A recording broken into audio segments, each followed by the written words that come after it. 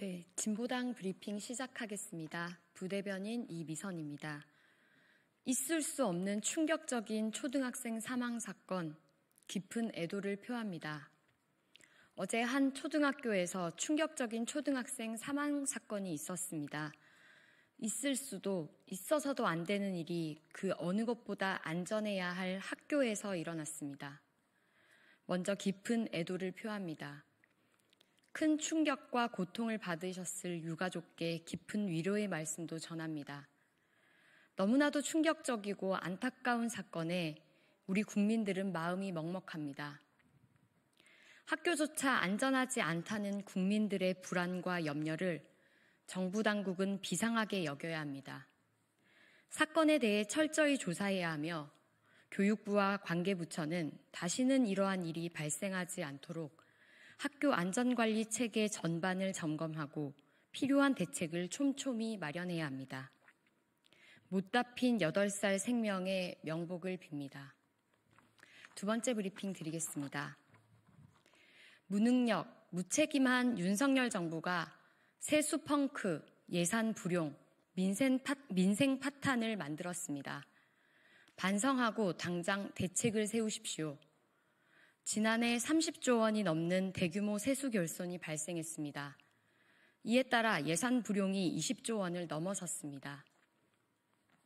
무능력, 무책임한 자들에게 나라 살림을 맡겼더니 돌아온 건 엉터리 재정 운용이었습니다.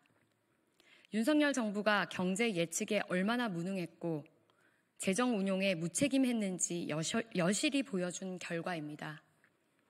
이 결과를 받아보고도 국민의힘 권성동 원내대표는 국회 대표 연설에서 그동안 적지 않은 성과가 있었다며 눈 가리고 아웅하며 자화자찬하는 꼴이 기괴합니다.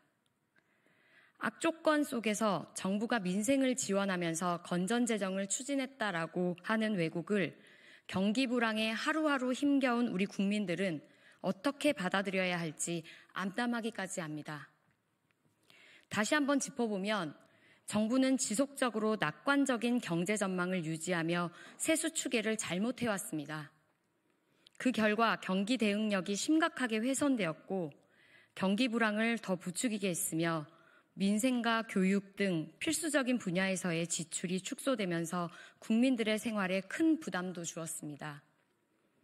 더 큰 문제는 정부가 이에 대한 명확한 책임을 지지 않고 불용액을 축소하거나 기금 돌려막기로 결손을 대체하려 했다는 점입니다. 세수 결손은 국민들의 삶에 직접적인 영향을 미치는 중요한 문제입니다. 정부는 반성하고 당장 근본적이고 실질적인 대책을 세워야 합니다.